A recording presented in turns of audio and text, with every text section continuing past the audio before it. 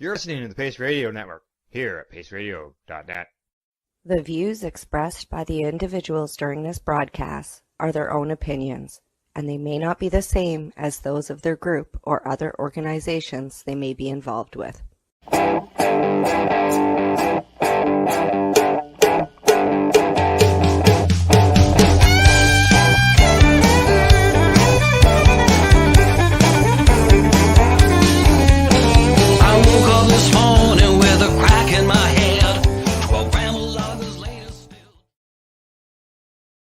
Hello, everyone, and welcome to the Pace Radio Show. We are live on our Facebook pages, YouTube, Twitter. I'm Al Graham, and this is Tamara Kyright. Hello, Tamara. How you doing? Well, I'm good today. I actually got off work at a half decent hour, and I've been home and got the dogs all fed, and yeah, I'm good. How about you? I noticed you're not dressed in powder. No, I'm wearing my Harvest Fest shirt. All right. In honor of my friends out on the East Coast tonight. I was looking at the back of it, remembering the Cannabis and Coffee actually sponsored this cup. So I've sponsored myself personally with my shows and sending out candy as sponsorship or whatever. Several Harvest Fests actually. So I'm here in support of my lovely friends on the East Coast, because I spoke with Deb today, and she's okay. They've weathered the storm. They've survived it. They had power out for a bit, and they've got some damage to the house. The rain was coming in so hard, she said, that it was coming in the windows. So they've had a bit of damage, and they're weathering it. They're trying to weather it out and do the best they can. But she had her phone back, so she phoned me today. So I was able to speak with her and know that she's okay. So good. Yeah. It's always good when that happens. Well, Let's see what else. What else is new? Is there something you said to me earlier? It was new. You're doing again. Just thinking about that. Oh yeah. Oh yeah. So I got my old job back writing, but I'm not allowed to say anything too much until it actually launches for real, and let her announce what's going on. So, and we'll be able to, and that will be shortly. It's not going to be too much longer. We're just waiting for the front of it to be finished. Okay. But it's not a big huge secret, because she's already put it out there that 3 Happy Cats is coming back as in a magazine. Yeah. So it's not. She talked about it. Right. So it's not 12 High Chicks. It's 3 Happy Cats, but it's still THC magazine. So that's what it is. It's THC magazine, right? And I can't disclose who's editing and producing and all that kind of stuff. That will come out later. But it's somebody that's also well known. Well, it's somebody that's also well known to our community. So it's going to be a good project. And I'll let her. We'll have to have her on the show, and she can tell you all about it. Yes, exactly. But I'm glad to be back. I'm happy to be back. It's one thing that, like I said to her, it's been so depressing. And I said this today to Debbie too. It's like, we didn't work. We didn't take money from the government. We didn't go and, we were self-employed. We helped other patients. And in the interim, we were able to pay some extra bills and buy some extra things. And right now I'm busting my ass for minimum wage, and I'm not making it. And it's really disheartening, right? And I could work from home and stay with my son, and now nobody's phoning, writing, or bothering for anything, because I could just go down to the local store and buy it, right? So it's been a hard pill to swallow, and it's going on. It sucks. Now, talking about Harvest Fest, we should tell everybody about the contest we got here going on here on the network. Yes, we should. It happens to deal with harvesting, right? Yes, harvest. That's the yield. That's right. The yield contest. We're having a contest here on the network where I put a plant, a clone, a cutting, like this big. It's got like maybe its second set of leaves on it. It's not very big. And I put it in the ground the middle of August. And we're going to see how much of a dry yield. Oh, go ahead. Oh, yeah. That, no, you finish that. But that the plant will produce over the what was left really of the year, it should be 2.5 months really. So I put it in the ground and it's growing. Come up with a contest. Just guess. All you have to do is go paceradio.net. You'll see the the link there. You can't miss it. It's a great big spot 3 times down the main page. Click on one of those spots and you can go in and find the web page that has pictures of the plant when I put it in the ground. It's just one plant, but there's like 4 or 5 pictures of it. And you just got to guess what the yield's going to be once it's all done. So, but why don't I play the video so that people can see for themselves? Okay, just quickly, Al, our guests now have camera capabilities. So I'm going to pop out while you're playing the video, send them a message to go back out and come back in. Okay, I see that they have camera capabilities there now. Oh, you can see them now. Oh, they're gone. They just left. They'll be back. They'll be back. Okay, I'll tell I'm them going to play the video. Okay. Talk to you soon. We'll see you on the other side. Okay, yeah.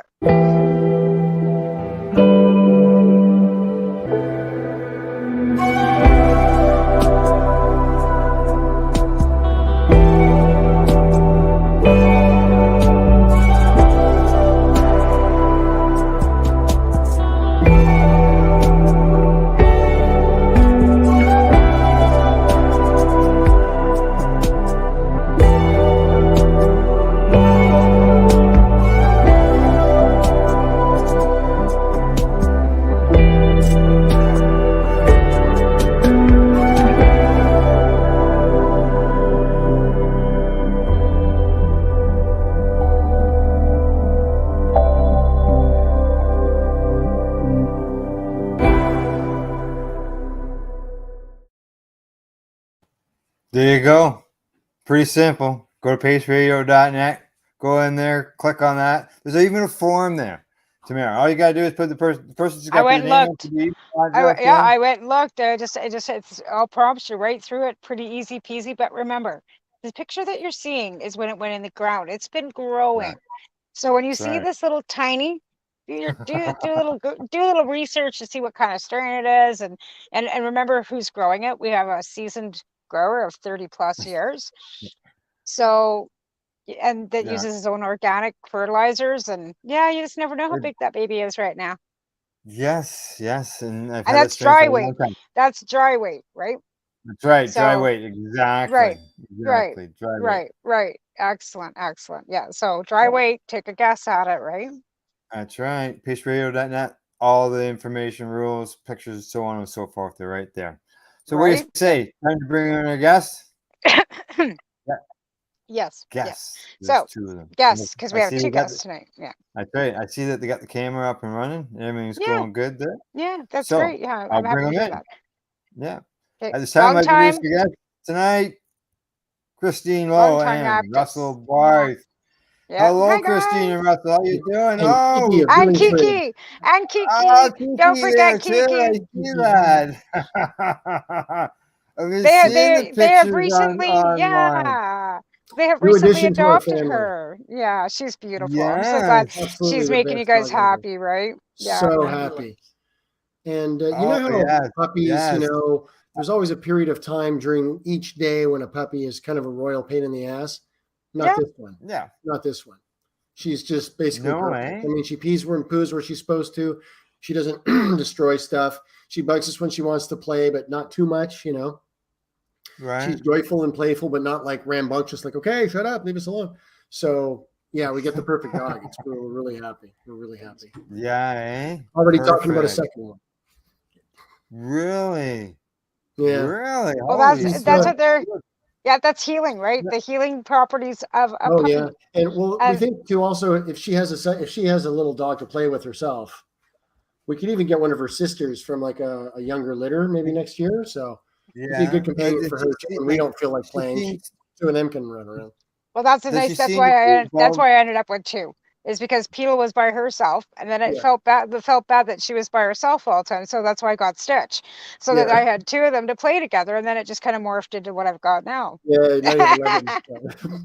I've got 9 now. I'm down to 9. Yeah. Exactly. Because I know Christine.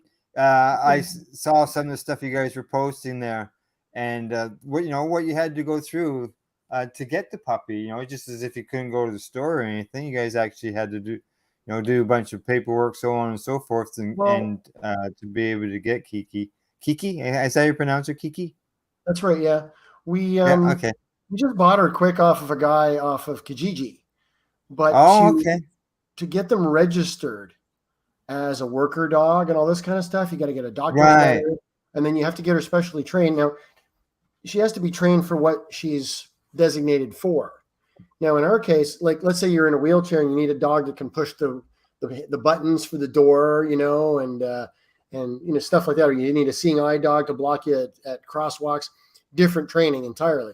She doesn't really need any training. She just has to be adorable and be carried around in a bag and be cool, you know. Well, they do. They make those service dogs too. You can actually have them certified too. We have to get her these special registration papers from an actual trainer. We got to pay an actual trainer. So that's going to take a little time. But in the meantime, she's doing great. You know, she always hits the paper. And with Christine's epilepsy, she just had a bout of like 6 days with like 20 mild seizures. And they were mild. I mean, some of them were just kind of her going like this for a bit, but you wouldn't want her behind the wheel of a car. Right. So it's just been, she's peed in bed like 11 times over the past week or something like this. So, we can't always take her out for walks. So right from the beginning, we started training her to go on the paper in the bathroom, and so that she knows that's her primary place. Right. When we can take her out, like she's not going to be walking around with her legs crossed, waiting to be taken out. If you know what I mean. Well, that's the thing, yeah. Like you're in a apartment building, it's primary place that goes in the bathroom, and then she never has to have accidents around. Yeah, so, that's what I did too. Yeah, and she's pretty much solid with that now. Yeah. So now we can take her out on the leash more, and she pees and poos when she's out there like a dog because she's a dog. But we don't want her walking around whimpering at the front door waiting to be taken out when the bathroom is to go. And it's because of Christine's epilepsy. There are just some days we can't take her out. And I can't go with the dog and leave her. Yeah. Now, that's understandable. What kind of dog is Kiki? Kiki, one of her parents was a Pomeranian and one was a miniature poodle. Aww. So she's a pom poo. Pomapoo. Yeah, I don't know which parent was which. But her siblings, one was like beige and one was sort of like calico and another one was almost black. She was the only gray one. So she's adorable. She's fantastic. She's totally adorable. She sleeps on our bed with us and she sits on the couch with us, and she hasn't been away from us. She's a mature dog No, she's 6 months old. Yeah, I know, but mature for 6 months old. Well, for 6 months old. I thought you meant because her face is white. People are like, oh, how old is she? They think she's 14 years old because her face is white. Yeah. I can see that. Oh my God, she's only 6 months old. Yeah, it's the face. She's camouflaged against the asphalt. And we take her for a walk, and we're looking at. You can't see her. Like it's just a leash, and it disappears into the ground. Is she one of the dogs that doesn't shed because of the poodle part? Yeah, she doesn't shed. But we got to cut her hair because Pomeranians will just it'll get big. Yeah, you got to brush her too. And I don't want to put her through the trauma of getting brushed because it pulls their skin. It's not really that. So we just keep her trimmed, short, shaggy. We're not going to take her to the groomer because that can be a whole trauma as well. So. You look after. You don't have to take her to a groomer if you look after things. Right? Not really. We just give her a trim in the bathtub, trim her nails. She's doing great. Yeah. You gotta get those rubber toothbrush things though for her.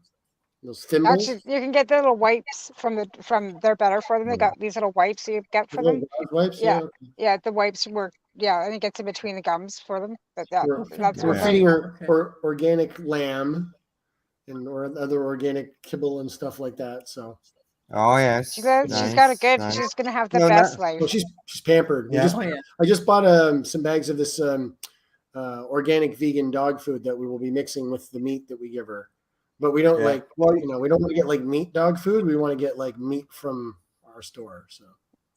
Well, I know when you look at her face, she's a combination of the two of you. Yeah. Right. Because she's got your gray hair around her beak. And she's got Christine's darker hair. So, that's good. That's good. I've got white hair and I've got a white dog. Yeah, I've got pretty white. Yeah. Yeah. We're all getting a little white. I'm gonna be President Snow looking pretty soon, man. This is all I got left in color. I love it. I've earned every one of these gray hairs. I love it. Yeah, I agree. I agree 100%. I would die for the right movie role or something, but I wouldn't Yeah, well, dye my hair to look. Go ahead. Talking about you earned every one of those gray hairs. We've learned lots about your dog in the last 20 minutes. Why don't we learn a little about you two? Well, I mean, you know about us as activists. Tamara and I, we know a lot about you. Like I said, our viewers you guys wouldn't have been know. kind of like not like, because we Yeah. really haven't had to do much since legalization. To be fair, we haven't had to do a lot. Like we've kind of all just kind of petered off, and because they've taken everything from us. So Yeah. we're just kind of all feeling defeated and just kind of like what. So, but to be fair for our viewers, Christine and Russell are longtime activists. They live in Ottawa, Yeah. and they have done so much to move forward in our movement. Russ has had how many published letters to the editor? 830 letters published. Right, published. How many? So Which at is 830, more than anybody in Canadian history. right? There you go. They also 830. had 1 million hits plus on their YouTube with Christine showing her epilepsy, and they opened themselves to the world. They also wrote a book called Mommy's Funny Medicine. So there's so That's many right. things that this couple has done And together since the beginning. So the I'm other going to let thing- you start, and you can tell us more. Well, one of the most important things I think that we did, I mean, aside from the book, and not a lot of people saw the book. We still have lots of copies of the book. If you want one, just email us. But the human rights complaint that we filed against the Ontario government, I mean, my name was on it because I was the sort of victim of the problem or whatever. But it was an activist named Tim Meehan who actually put it all together. He was the architect of that thing. And the lawyer even pulled him aside. Like he pulled us aside and said, this is really well prepared, guys. This is who did this for you? And Tim's like, oh, I did myself, all shy. And I was like, this guy. And he's like, this is really well prepared. So, we got a half victory on that about whether you can possess your medical cannabis in a bar or on the premises or whatever. And I think the half victory was that we were allowed to possess it, but we weren't allowed to use it on the premises. So you couldn't smoke a joint in the parking lot of like a licensed, restaurant. Yeah. Right. That's right. Which, I remember that. But the thing is that human rights ruling was brought into evidence during the whatever it was, the task force hearings for legalization. So, one of the bricks of that castle is made out of my human rights complaint. So that's interesting, Right. Well, like I said, there's so many of us that actually went to those legalization roundtables and were involved with the task force, and a bunch of the non-for-profits got together, and we made that pan-Canadian group and networked and wrote the proposal that we wrote that Health Canada actually took into effect, as well as legalization roundtables that Ross Middleton put together. And we were all, Debbie Stelzgiff and myself, Lori McClecken, I can't remember who else had a hand in that, but there was several of us that had put together this proposal that was used during those task force as well, right? I never had the wherewithal or the patience to get into sort of like, let's file these papers and let's start this thing and let's change, like lobby the government and stuff. I just kind of fell into the letter writing by accident. I thought, well, that's bullshit. I'm going to write a letter about it. So I did. And then it got published. And then I got another one published, another one. And I think mainly what I did was I was able to be a voice. Published all over North America, man. I got quite a few in the States, but mainly it was Canada. Reading your stuff. I couldn't believe it. My favorite one was I did a letter. I wrote the same letter and I sent it to about 45 places, and it got in one December of, I think it was 2004 or 5 or something. I got the same letter published in 23 different places with slight variations in each one on the first line or the first or second line. And the rest, and I mean, it was a long letter too, longer than most letters to the editor. I've had some just tomes published in papers, way longer than most letters to the editor. And then sometimes they'll contact me back and say, "Oh, could you change it into an op-ed? Like add 200 words." I'm like, add only 200 words? Okay. I could just go on and on and on, So, but I think mainly what I was is I managed to be a voice for people who couldn't, speak out themselves. Exactly. I got a lot of emails from people saying, dude, thanks so much for your letter. Like, I can't say anything. I work in the government. I got level 4 clearance. I can't even mention pot around the water cooler or snicker at a pot joke or anything, I could lose my job. So, man, it means a lot that someone's out there, writing these letters, or some guy gets busted for growing and I would be there defending him, saying, well, how do we know the cops are even telling the truth? Blah, blah, blah. And the law's bullshit. And then that person emails me like, holy shit, thanks, man. Like, you're supporting me. I don't even know who you are. Well, I've got friends who are just bailing on me, man. I got a phone full of people that won't return my calls now. And I got some stranger from Ottawa, So people have told me that like that letter that they saw in the paper about them or about something sort of kept them going a little while longer. And that felt pretty good. Right. Yeah. Well, that's exactly why you keep educating people. Even, even with Christine through her art too, right?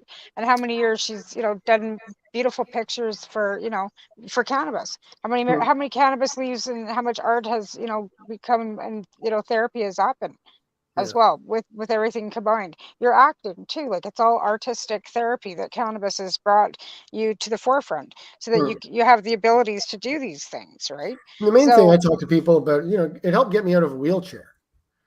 And people are kind of surprised about that. And then I explained to them if I had to pie chart the whole thing, that half of it is my diet. It's the foods I eat, and more importantly, the foods I don't eat.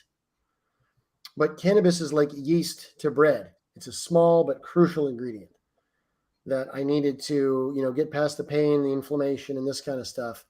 And that little bit extra I needed to get the job done. But it was mainly changing my lifestyle and my diet. And here's the crazy thing. In 1987, when I was living with my parents and my father had like 14 birds in the house, I went to an allergist and I found out that I was like crazy allergic to feathers. So I moved out. And then years later, I got tested again because I wanted to see about getting allergy shots or whatever. Got tested. I was violently allergic to feathers still, which was depressing. I just got tested last week. I'm not allergic to feathers or dogs or cats or anything anymore. I'm allergic to a mold called Alternaria, which is a ubiquitous mold, and lots of people are allergic to it. And it just makes my sinuses go like crazy. But it's freaking me out. I'm not allergic to birds anymore. And it's probably due to my lifestyle, diet change, and cannabis use. So, I mean, what else could it be? I'm not going to say it's magic or prayer. I mean, it's the only things that have really changed in my life. So, right. Exactly. Yeah. It wasn't hopes and prayers that did that. That's for sure. Yeah, exactly. Yeah. Well, and you went through, from what I can recall, like when we worked on that article for Cannabis Digest, you had to do a lot of, like, you were in a spot where you couldn't do any walking and you were trying to get out of your wheelchair and stretch your walk. You would spend a lot of time in a mall or something nearby. Yeah. Well, I used to live just close to where I live now, near the Billings Bridge Mall in Ottawa. And I finally got enough medicine in my life and diet changed. So I started using, those walkers with wheels. It's called a Category 2 walker. Yep. It's like a little seat you see old people use sometimes. And gradually just, got my walking back. And it started off, I was basically leaning on the thing and just kind of shuffling across the parking lot, because I could walk about 100 feet with a cane, but then I really couldn't walk back. So, it was a struggle. And then gradually I was standing up straighter and straighter. And then I had 2 canes and then 1 cane. And I did all this without my orthotics too. I didn't have any orthotics in my shoes. I did this walking with a pair of flat boat shoes. So it would have been a lot easier if I had orthotics in, because my feet are shaped weird too. So, but there they are. There's the article right there. That's us about God. That's got to be. Oh, wow. That's got to be 2013. Yeah, 2013. Yeah, somewhere around there. The article was so long. It was a 2-page spread in the Cannabis Digest newspaper. And at the end of the article, it said that they couldn't fit it all in to go to the website. Go to the website to read it all, because it was just so long. It breaks it all down, the wedding, everything. I think there's like 4 hours of interviews that we did in order to do that article. And this is the thing too. There's stuff I still can't talk about that happened, right? And you guys are pretty hip, so you can guess what I'm alluding to. But there's stuff I'm going to have to wait a few more years before I can talk about publicly in terms of supply and some of the people that I've had to interact with. I mean, it's like out of a movie. My life, like I've been doing some acting and stuff. But if I went to a Hollywood producer or one of the bigger producers in Toronto or something, and they're like, okay, pitch a show. I'm like, well, okay, here's some snippets from my life story. This other thing, 420, blah, blah. They'd be like, none of that happened. It's just not plausible. It's like, well, it's my life. It really happened. Yeah, but no one's going to believe it if we put it on a TV show or a movie. That's how weird my life is. You know, because you did the 420 in Ottawa. Yeah. I was kind of event coordinator. I was kind of in the center monitoring everyone else doing more work than me. That should be noted. I wasn't really the organizer. There was, Alex Newcomb, Wayne Robillard, and a bunch of other people doing a lot more of the work.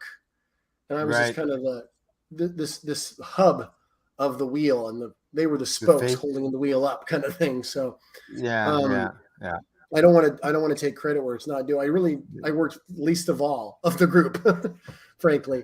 But yeah, the biggest crowd we ever got on that hill was 17,000 people. Right. And you spoke in front of those crowds, like no matter. I spoke in front of about 4,000 at one point. Yeah, when I was talking about like getting out of a wheelchair.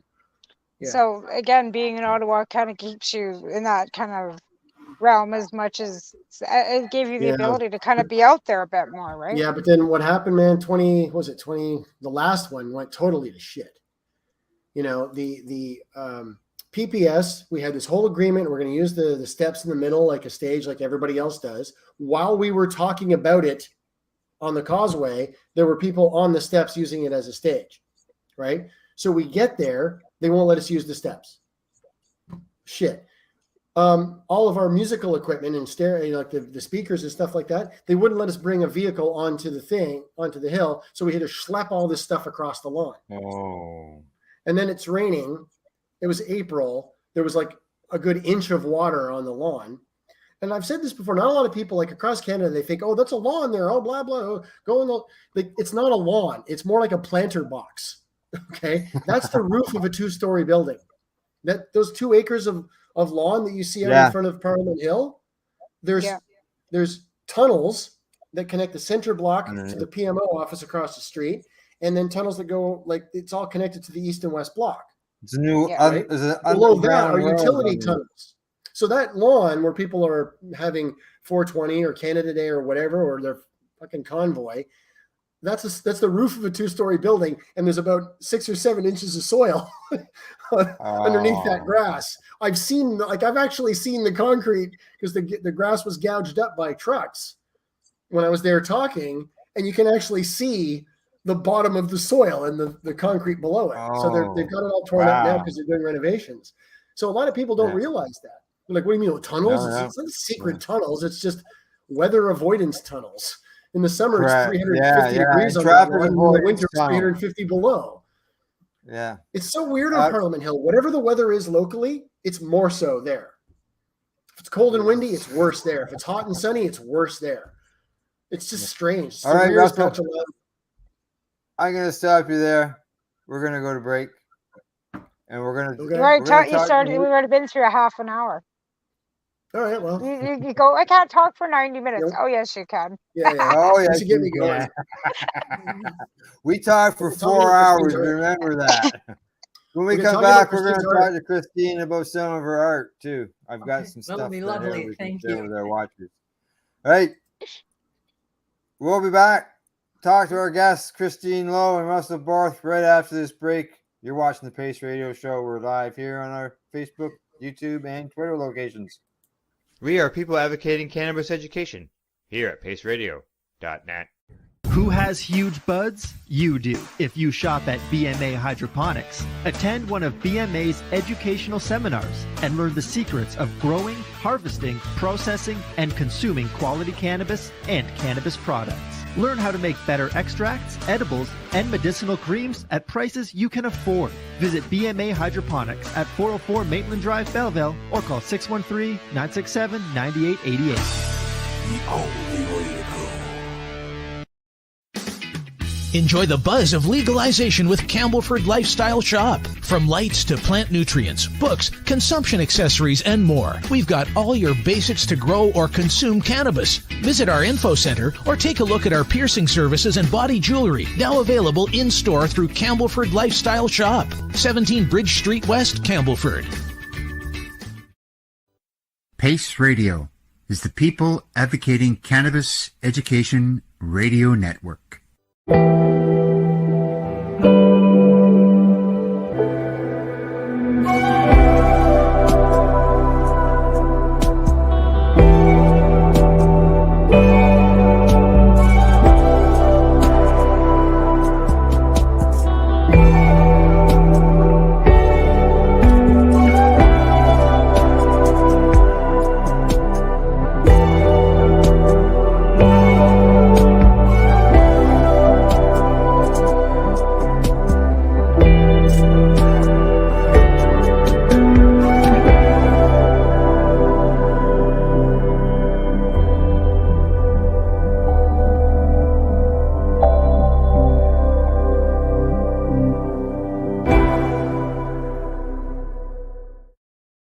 Legacy 420, we believe in being different. Experience the difference of quality control. Our labs provide tested formulations for all of our products. Experience the difference in trust. Our customers can trust that we are following up-to-date COVID precautions for their safety. Experience the difference in accessibility. We're open 7 days a week. Please visit our website, legacy420.com, or contact us for curbside pickup as well as nationwide mail order shipping. Legacy 420 values overall wellness. Come and experience the difference of Legacy 420. Did you know that the Pace Radio Network isn't just a radio network? That's right, because most, but not all of our programming is now done via video and is then podcasted at paceradio.net. So if you want to watch, yes, watch our programming, you'll find us on the Pace Radio Network's Facebook page, plus the show's own page, and you'll find us live on the network's YouTube channel. And don't forget, you can find it all, video and audio, at paceradio.net.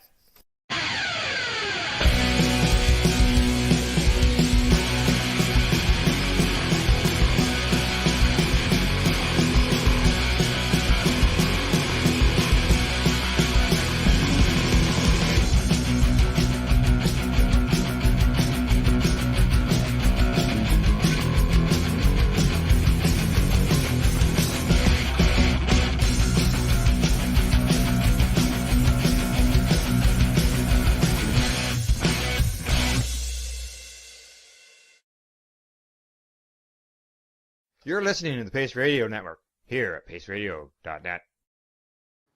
Hey, welcome back. And don't forget, if you miss our live shows, you can always catch our podcast afterwards at paceradio.net. You get them there in video and audio.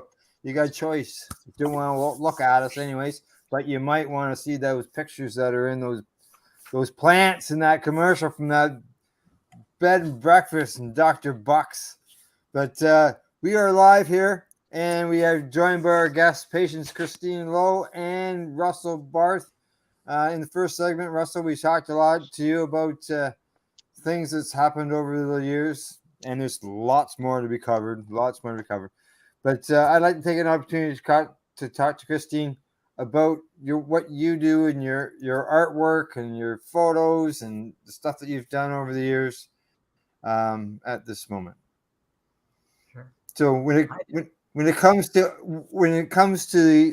artwork, was it something that you just grabbed, naturally from a young age, or was it something that you thought you might enjoy and you used it to fill some time? It's a little bit of both. It started off when I was young. I was drawing for my friends at recess and having a wonderful time. And then I decided that I wanted to take it on a professional level.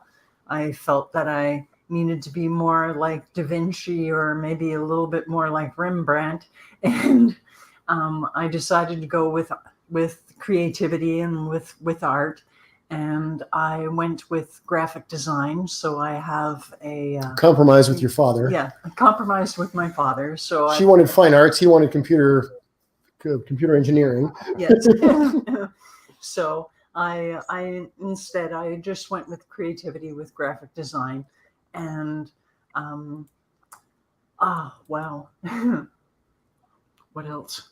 Well, you struggled basically with your epilepsy. Yeah. That was the problem. Yeah. Yeah. It's been challenging. It's been frustrating. I felt as though I was reaching for something, and I didn't quite know exactly what it was. And I finally found my voice with a tube of Pebeo paint that I had discovered at work. At that time, I was working over at Michael's Arts Crafts Studio, and I had a wonderful time. You didn't really start using this Pebeo technique until about 3 years ago, though. Yeah. You started doing commissions for like some pot people. You've done commissions for, Dana Larson and Cindy. Yeah, just a second. I'll just bring that up right there. There's We're showing some of your art. Yeah. And Rick and quite a few others. So yeah. So it's helped. It's I've found my voice. It was the problems Christine's having lately. Sorry to cut in, but she's been having some cognitive problems. She's like in there, but she's having trouble verbalizing and putting sentences together. It's been an ongoing and increasing problem. At the same time, her art has been blossoming like crazy. So what we're showing on the screen right here is some of her older stuff. These are commissions she did for people, from photographs. Well, here we go. We know this lady right there, Rev Kelly. She's a reefer reporter here on the network. Yeah. And Tracy Lamourie has been a big fan. We've got a lot of Tracy's. Basically, there's everybody in Tracy's family has got a portrait done. Talking about Tracy, isn't this Tracy right here? Yeah, her grandson and everything. So they're beautiful. There's Tracy. That's the older stuff. Yes, that's the older stuff. She did one of me a while ago too. There's one of me somewhere. I've got to find it somewhere, but I've got there was one of me done too at one point. Well, she also does digital stuff. Yeah. So someone will put up a photograph of something and she'll just pull it down and start rendering something that looks kind of like the paintings, but as just as a digital image. And she's got thousands of those. I mean, the iPad is just full of so much stuff. So, and there we go. Yeah. Now, about almost a year and a half ago. Well, about 2 years ago, Christine's mom died. So that put us in a better financial position. It's not like we're, going to go buy a sports car or anything, but no. We had the choice of sitting back and just waiting for, old age, or try to use some of the money to push a career and see if we could do better over the next 20 years than just, So Christine started painting and doing big paintings and lots of them. You will look at the size. You can see right there in that picture. That one's 40 inches by 40 inches. That's beautiful. Is it really, eh? Well, the biggest one we have is 40 that she's done is 40 by 60. Yeah. That's grapes, I think. Yeah. That's so. Well, that one wasn't done that long ago. Just finished it up just before summer. Yeah, she's been doing these over the past year and a half. I love the parrot. It's absolutely gorgeous. On average, it takes maybe about 2 to 3 weeks to have the painting done. Depends on the painting, too. Depends on the size. It depends on how much line work and how much dots are in it. Sometimes type of thing. It sometimes depends on supply. She'll get 3 paintings pretty much done, but this product called Pebeo Cern Relief, it's like this, almost like a caulking. that thick beading black line you see there. It's like a cross between acrylic paint and silicone, and it makes this nice thick bead. And sometimes they don't have it, so she'll have all these paintings waiting for the Pebeo to show up, and then when she gets the Pebeo, she'll finish off like 4 paintings in 3 days, kind of thing. Right. Yeah. The one that took the most time was the purple one, Georgia O'Keeffe. There, There's Georgia 350,000 dots. It's way up right here. Let me find that one. Georgia O'Keeffe. It's right at the bottom of the page. Is it? Yeah, all the way at the bottom. There's lots there. There she is. Yeah. Now that took 350 hours, and it's 30 by 30 inches, and there's 350,000 dots or so on it. That's wild. We photographed it with a ruler, counted all the dots in 1 square inch, and about 85% of the canvas is covered. So we did some calculations, and you look at all that other stuff there with the parrot and that. You see all the colors and everything in it, and you see this, and somebody might just think, well, it's just a black and purple image, but like you said, there's a lot of work that goes into creating that paint, that purple dots that she's got on there. It's got this sort of like little flakes of metallic kind of gold in it. So each dot glistens, not just like a shiny dot and the whole thing glistens. Each dot has its own sparkle. Yeah. Of the kind of is that picture there sort of? Yeah, like you can look at these. Yeah, like the dot shines itself, but if you look closer, there's all this sparkle. So when you're in the room with it and you move through the room, you see the thing just glisten like it's. Yeah. Most of her paintings that have that do that. They glisten and sparkle as you move around the room. Yeah. Each dot was applied by a drop of paint off of a small chopstick. Yeah. That I'd use. Those wooden chopsticks you buy for like kebabs. Yeah. She's the tip of that. Yeah. And just sat there and just made little dots and went to town. Now this one, there's bigger dots on this, so it's not quite as meticulous, but that was done with a nail. Yeah, that was done with a nail. Point of So don't use a toothpick or like a flattened, like a blunted common nail, a 3-inch common nail. Dip it in the paint. Yeah. These are some that's of the really. Yeah. Yeah. And I hate to sound like I'm talking for her, but she has trouble putting all this together in words, and she stands. I'm baffled and dumbfounded. It's whatever works for you guys. Yeah. That's fine. Yeah. So they're absolutely gorgeous. But I've been a huge just fan speak of up when you want it, Christine. Anyway. That's all.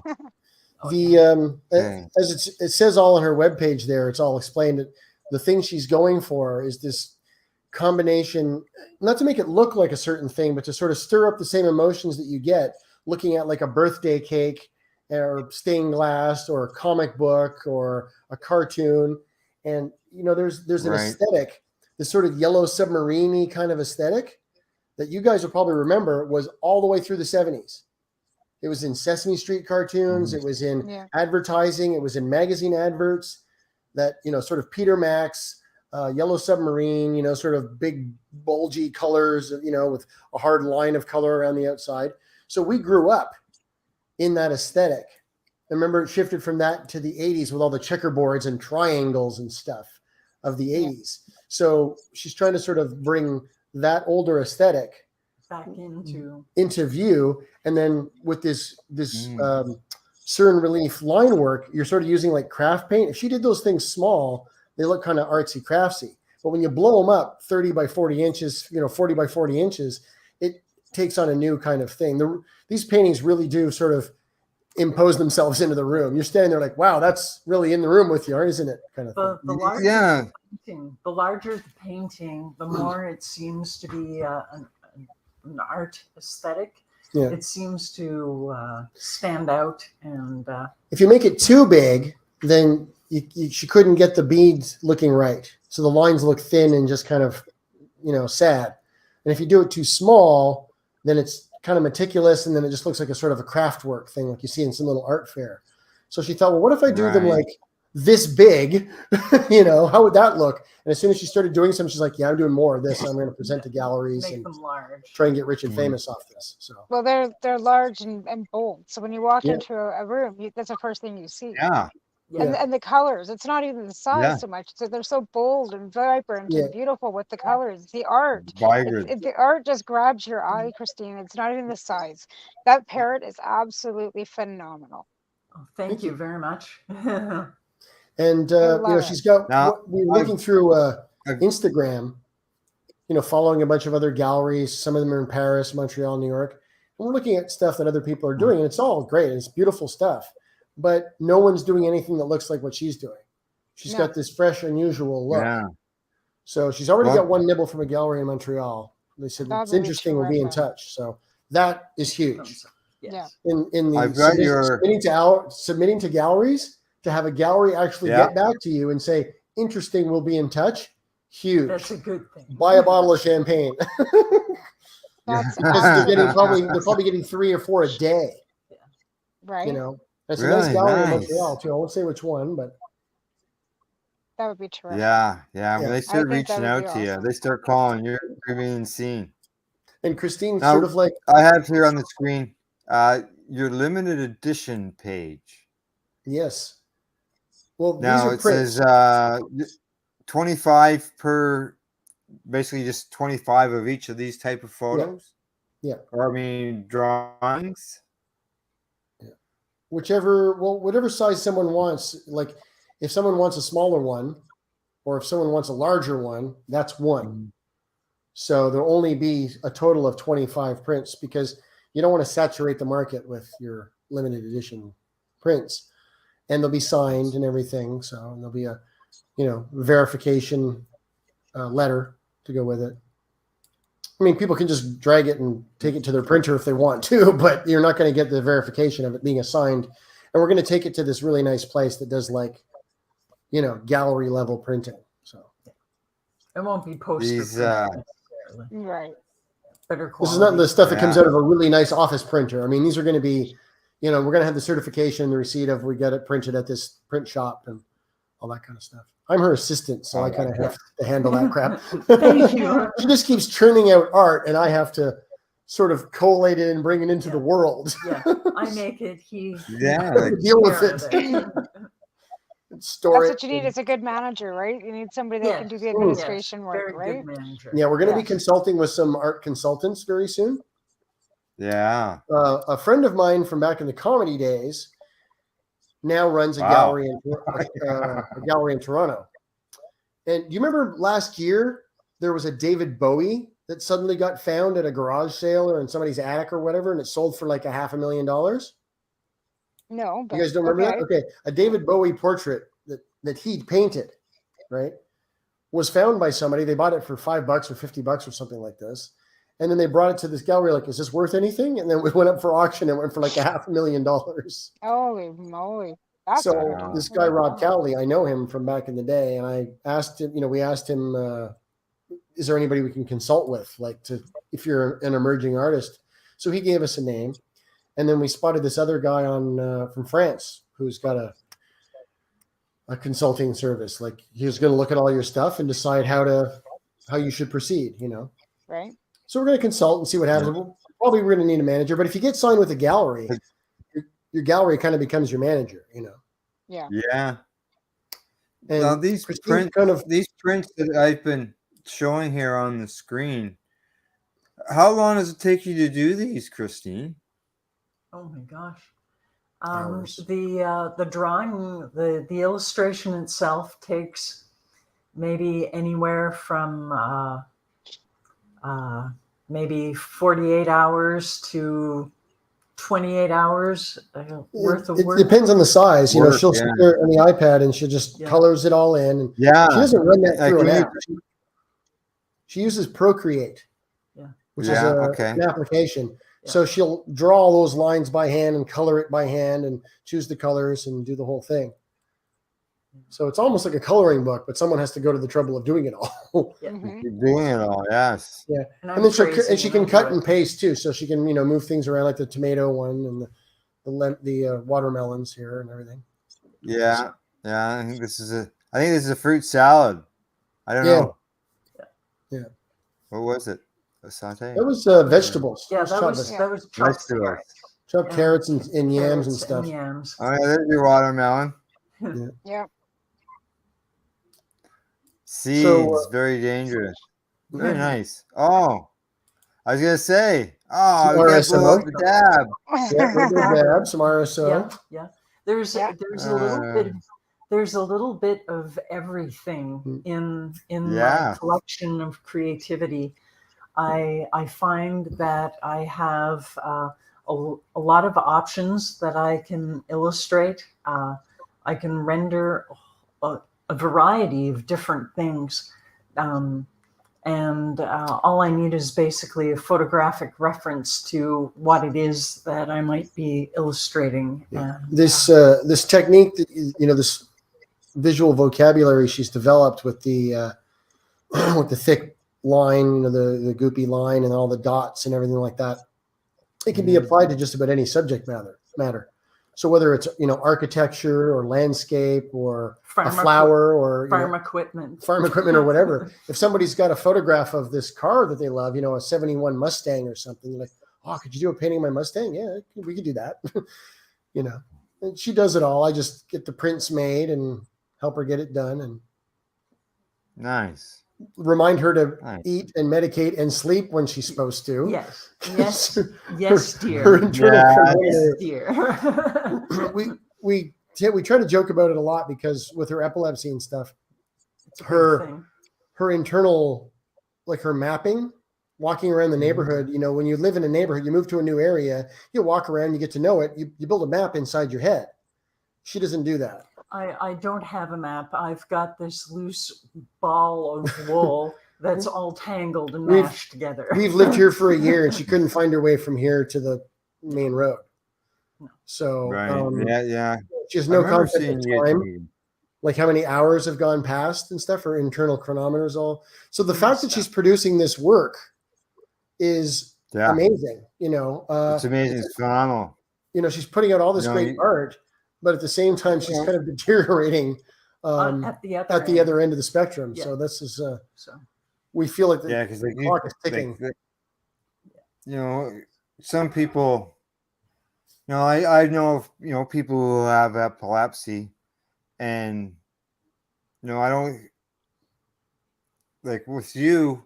I'm seeing like it's like a I don't know, some people, I don't know, the severity of it, I guess, is really what it is, and how often you have your seizures. Well, she just came off of a bout of 6 days where she had like 17 or 18. Yeah, exactly. Yeah. But before that, she goes 4 or 5 days with no activity at all. Yeah. She often goes 8, 9 days with no activity. Was she? One time in February, she must have gone, I think it was 12 days, no activity at all. I remember there was a 30. And then she went bonkers. And then she had one of her post-tictal episodes. And her heart rate went through the roof and it was all erratic. And we had to take her to the hospital. And, it was a nightmare. So this is the thing. There's no consistency to it. And she doesn't use any pharmaceutical anticonvulsants because they just make her sick. And they don't stop any seizures at all. So why take poisons if they're not helping? Exactly. So she's on some heart medications, she's on a thyroid medication, and she's on cannabis. We cope. Right. As long as it's helping in whatever way you need it to, right? Like you do what's best for yourselves. And that's all you can do. Like especially in this day and age. It's trial and error. People like, oh, you believe so much in cannabis. No, it's not that. If there was a new pill, we could just take it and use it. When a doctor gives you Canada. We can't even fucking travel. You get a prescription from the doctor, where they say, let me know in a couple of weeks how things work, right? Yeah, exactly. There's so many, and because I'm a ginger, right? Like you can't tell now, but I have red hair, right? It was an auburn hair. So I'm a ginger and I have fibromyalgia. So they were like, wow, you're eating impossible amounts of Robaxacet. How are you not dead? And I'm like, I don't know. You're the doctor. You tell me. Yeah. I mean, that should have killed you. It's like I've been dosing like this for weeks. They're like, how are you alive? I don't know. So they don't know what to really do. So it's taken a long time, and now it's just the doctor goes along with. I have a different doctor to sign for ACMPR, but my GP, I just leave him out of it. Right. Yeah. Okay. Because it's to the point I feel when you start diagnosing and prescribing more than sort of 5-6 grams a day for somebody, you're getting into specialty areas. You know what I mean?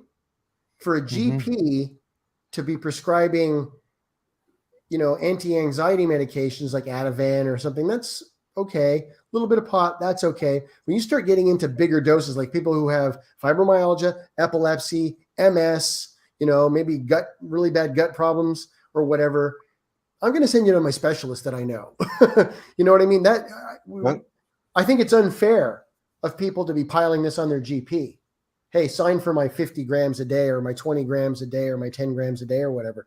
Most GPs don't know about this, My GP didn't sign.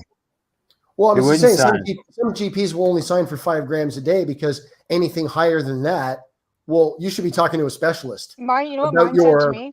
Mine said, your arthritis or your MS or your epilepsy. Mine told me, why would I sign you for 15 grams a day when you can get 30 from the store? Yeah, but you can just buy it from us. That's just it. I mean, That's what she said to me. She goes, why would I prescribe you 15 when you could get 30 at the store? She goes, that seems ridiculous. Why would I write you a prescription for something you can legally get more of? That was her mindset, right? And I was like, well, I would need to grow some of my own. And she couldn't understand why 4 plants wasn't enough. And there was no way of explaining to her why I needed more. No. So if you want to grow, let's say you've got an indoor grow and you want to produce 10 grams a day, you'll need like 20 plants in varying stages of flower and 25 plants in veg. Yeah. You could harvest every 2 weeks kind of thing. Harvest a few plants, 2 plants or 3 plants every 2 weeks. You have a sort of steady supply. You still got 50, 60 plants in your house. Oh, by the time you add everything big. Some of them are only this big. Some of them are only, that big flowering. Yeah. But you still got one that big still plant, as long as it's got roots, it's a plant. Yeah, listen, I mean, if they go to somebody, if the cops go to somebody's house and he's got 6 plants in his backyard, they're not going to charge him. They're just going to pull 2 plants out of the ground and throw them in the trash. Yeah, but if you've got 200 plants, if you've got 26 plants in your backyard and you're only supposed to have 4, there are probably going to be some charges. But what's going to happen? You're going to get a fine. I think the reason they even put the 4 plant limit is because they had to put a number. They got to put a number. Because if there's no storage limit, that's the funniest thing. There's no storage limit. You could have 500 pounds sitting here, and they can't do nothing. Yeah, but you can store 500 pounds without bugging your neighbors. Think about it. Look what we saw over the course of 20 years of activism. You give a Canadian an inch, he'll take 10 acres, right? Mm-hmm. If you say, okay, grow as much pot as you want, people are going to convert their whole fucking condo into a grow room. Yeah, and then they can't sell it. Well, I know. You see what I mean, though? So they had to put a limit someplace. Like I got 2 friends in Ottawa, right? They both live in different parts of the suburbs, and they got some plants in their backyard. 4 plants, 3 plants, right? Now, if those are really stinky fucking plants, am I allowed to swear on this? Sorry. Yeah. Okay. No, if they're really stinky, go ahead. Let's say they're a really stinky breed of plant, right? I mean, a real skunk-ass plant. The next door neighbor's like waking up in the morning, the kid's getting ready for school. He's like, smelling this. It's not cool. Like, that's not cool. And imagine if he's got a stinky thing and the guy covers his whole backyard. He's got 14 or 20 of these Christmas trees stinking up the whole neighborhood, right? That, I think, is part of the reason why they put a 4 plant limit. Is because you cannot expect Canadians to be fucking reasonable about this.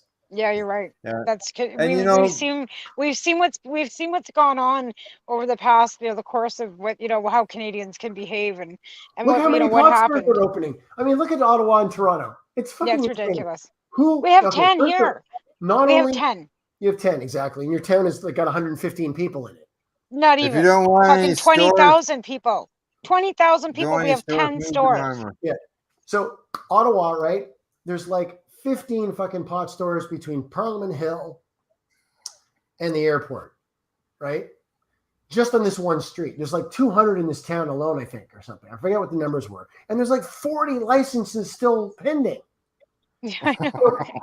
It's like these people have none of them heard of free market and how it works. Oh, wow. Look at all these pot stores in Ottawa, barely fucking surviving. Yeah. I should jump into that game. Yeah, I know. Like, all you're doing is stupidity. All you're doing is taking customers from the guys who are already struggling. Now, at the same time, we're only going to have 12 pot stores because why should pot stores be regulated but not bars or liquor stores or restaurants or whatever? The free market should be allowed to sort itself out, as far as I'm concerned. But an open message to everybody who's thinking of opening a pot store: you fucking dickheads! What the hell is wrong with you? It's a dick move. All right, on that note, it's a dick move. On that note, let's go to break. All right. You can put people out of job by opening a pot store. Tamara and I will continue our discussion with Christine Lowe and Russell Barth. We'll see you in about 3 minutes and 14 seconds. Okay. You're listening to the Pace Radio Network here at paceradio.net.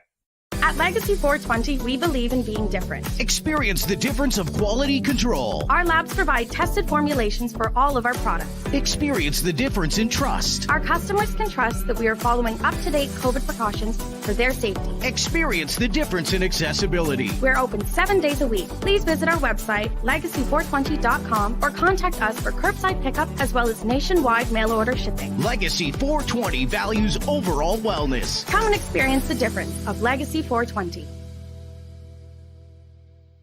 Growing your own vegetables, flowers, or even medicinal plants can be a challenge without the right equipment and proper know-how. At BMA Hydroponics, not only are they your urban horticultural experts and suppliers, but their staff holds the customer's needs paramount to making a sale. Family-owned with decades of experience and knowledge, they offer free advice in person, by phone, or email. BMA Hydroponics wants to ensure you have the advice you need, which is why you'll find tips and tricks on different ways to grow, like wick, ebb and flow, drip, or aeroponic system, as well as other helpful links at bmahydroponics.com. If you can't find what you're looking for, just let them know, and they'll do everything they can to get what you're looking for. At BMA Hydroponics, each staff member also possesses a federal exemptee MMAR license, making their strong suit empathy, experience, and dedication to their customers. Because when you know how to grow, you'll have results that make you proud. BMA Hydroponics in Belleville, Ontario. Visit bmahydroponics.com. Let's share Pace everywhere. That way it can help create peace. People everywhere advocating cannabis education.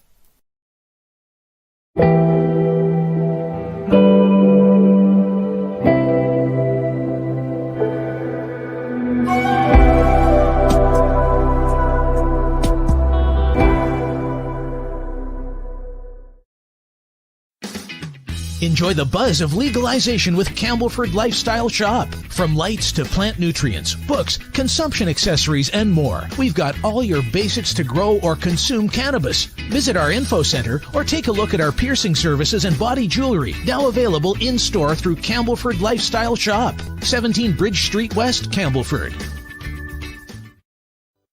Pace Radio is the people advocating cannabis education radio network.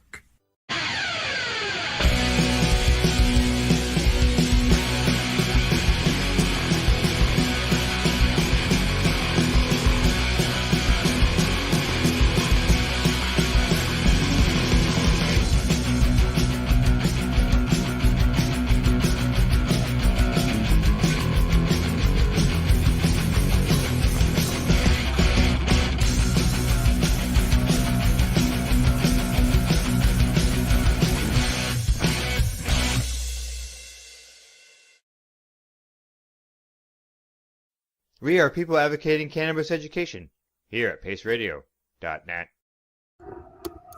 Hey, we are back from our commercial break, and I see there's two of me on here. I'm stuffing my face. Well, we are live, as you can see, and we are joined by our guests, Christine Lowe and Russell Barth.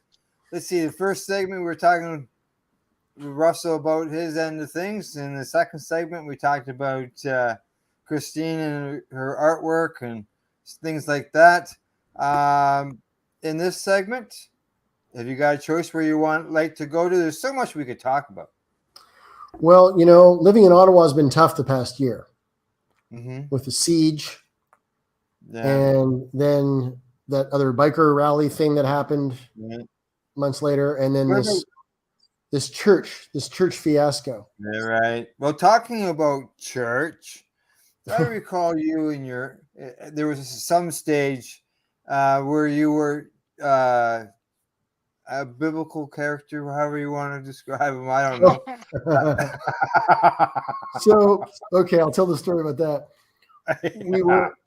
years ago, this is about 2007, we were talking and stuff, and we got joking about Jesus.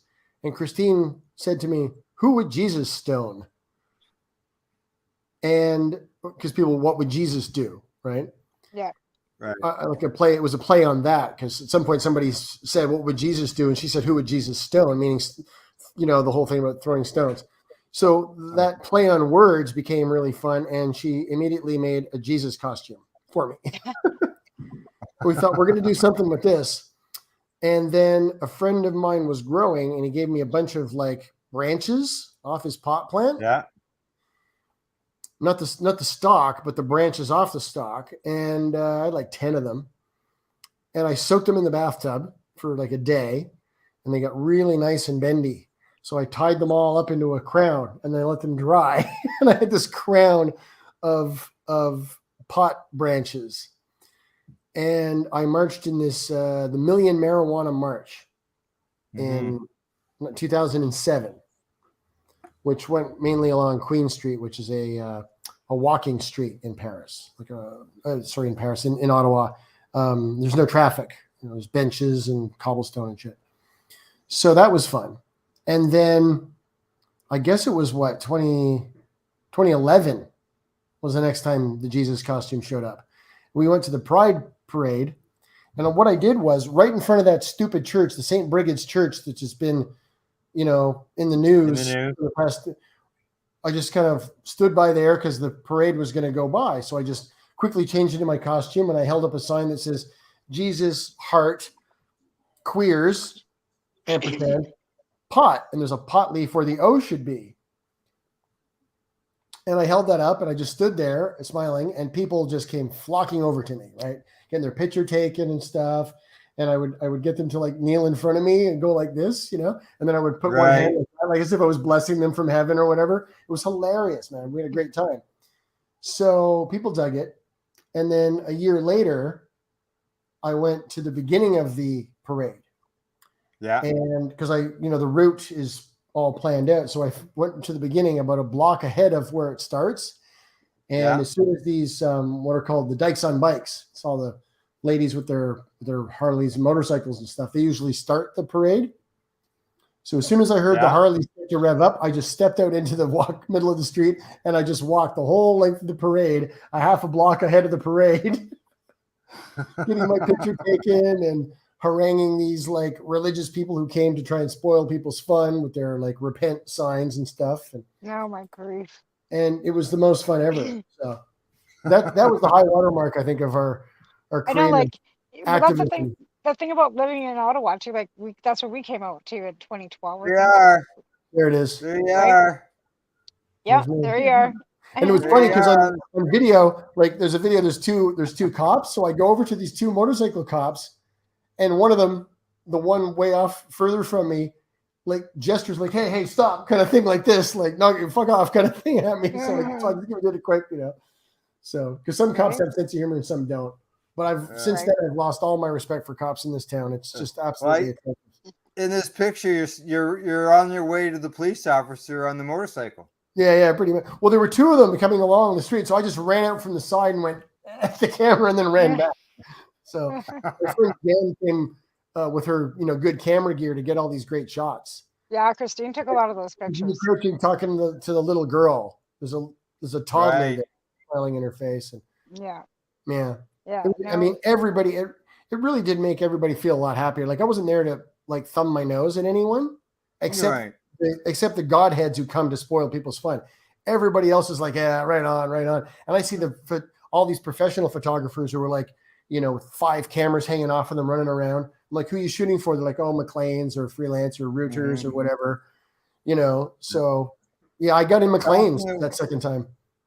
Talking about cameras, Christine not only is a painter and an artist, but she's also a photographer. When you look at some of these pictures, as you go through them, this is a huge page. You got a pile of pictures on here, Christine. Yeah. Oh, yeah. I've got a tremendous collection of everything. And a lot of these are just shot with her iPad or her iPad Pro. Yeah, and even a lot of these are the older iPad that she had, the smaller one before, like from 8 years ago. six, 7 years ago.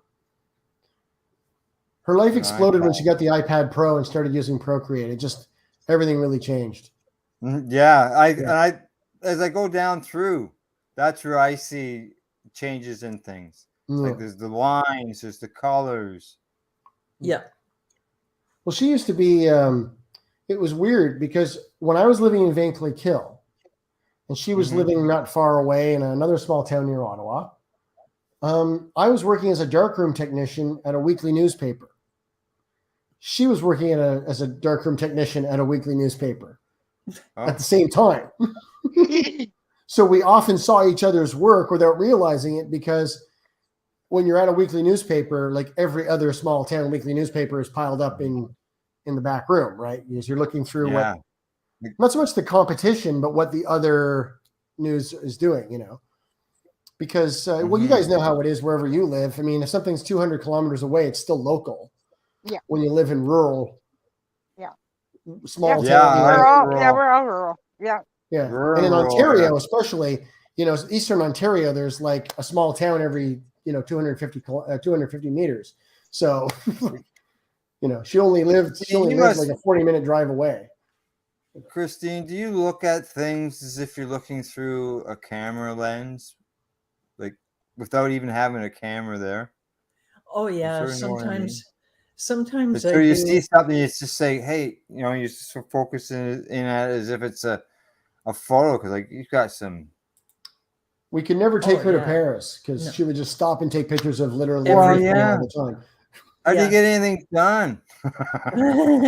we wouldn't, and it wouldn't be taking pictures of the Eiffel Tower and the river and shit. It would be like hinges on doors and door handles and the cobblestone and a piece of pipe sticking out of the sidewalk. Brickwork, you know, plants, graffiti, a piece of paper that's stuck on, but most of it's peeled away. She would just be like, click, click, click, click. We wouldn't get 2 blocks down a street in Paris because she'd stop and take, 2 terabytes worth of photographs. Right. You can turn a simple glass into a really nice photo, or like, this is just ice. It's the hinge. Melting. It's the hinge. It's all frozen hinge. Yeah. No, wow. Holy mackerel. I was a photographer myself back in the day, and you know, I feel threatened. I'll admit I feel diminished by this. It blows my mind. I sit here and I look at the photographs that are going by, and I'm dumbfounded at the fact that I see so much, and I want to capture it in a photograph, or I want to render it in an illustration, and I can't formulate a sentence with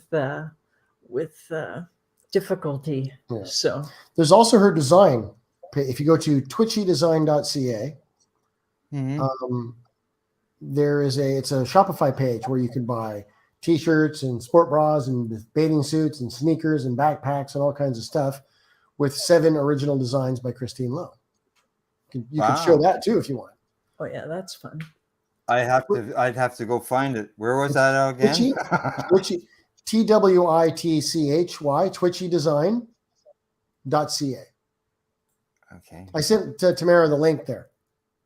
I'm on my phone, and Al's got the board on his end.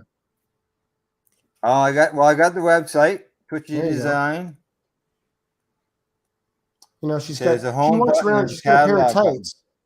She's got a pair of tights that are green and purple swirly, and it's the only pair in the world because no one's bought any yet. Really? We haven't advertised with the page, so no one really knows it's there to buy anything off of us. So this will help. Right? Nobody knows. I'm looking under the products here. I'll just share that page. Yeah, just scroll through the page because it's great. Yeah. Okay, hang on. Huh? Switch that around. I'm gonna bring that up. Twitchy product. Now, I mean, it's this. There we go. Okay. I just gotta change the layout here. So it's Printful. There's the suppliers, but the stuff isn't made until someone orders it. So Tamara, let's say you wanted to buy a backpack. You're like, oh, that pink one's really cool. You order it, then they print it and make it, and then they ship it to you. Oh, So it's not like there's a warehouse full of this crap that we have to sell. Right. So Right. you know what I mean? It's not made until it's ordered. Right. I'm trying to see what I should look under here. Yeah. So we got. Oh, look at that, Christine. It's got your name. It does? Yes. Watch. Okay, hang on. Products. Okay, go to catalog. Okay. Filter by. And I got down here to C. You see that? It says Christine Lowe. Oh, that's all right. In the product. Cool. Right to your name. There you go. Cool. Well, she, There you go. I'm not ashamed of it. There's That's your certainly, product. there's blankets, there's throw pillows, there's Tracy Lamourie has a bomber jacket that is a custom piece. Like Christine, she took black and red because that's Tracy Lamourie's colors, right? Right. She made her some swirls. Tracy picked one, and that's Tracy's pattern now. No one else can use that. So Tracy got she got a bomber jacket and something else done in that. So this is just one. There's 7 different colors, like different color designs. And I think it's 57 or 58 items per design. So there's like over 400 things you could buy. There's scrunchies, there's beanies, there's like face masks and dickies, and towels, beach towels, bathing suits, t-shirts, rash guards, stuff for kids, exercise wear, tights, capris, sneakers, really cool little high tops with her designs. Super awesome.